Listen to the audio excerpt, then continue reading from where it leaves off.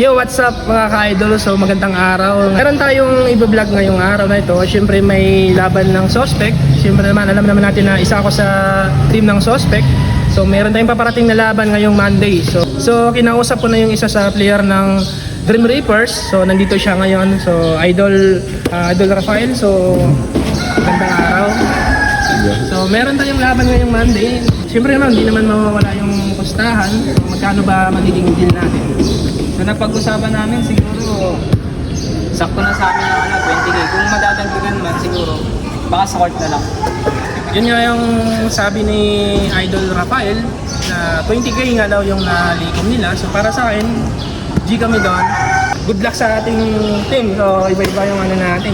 Siyempre may goal tayo dito na champion. Siyempre isa yun sa... Para sa akin naman, inaabangan ko rin na bilang captain ball na makapag-champion yung team na ginagawakan. Ano masasabi mo sa ano natin? Siyempre sa laban natin, sana madaming manood.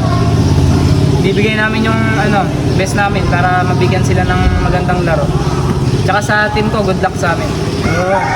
So lahat ng manonood dyan, nabangan natin yan. Monday, alas 7 ng gabi. 20k pot money. 20k! Mukis.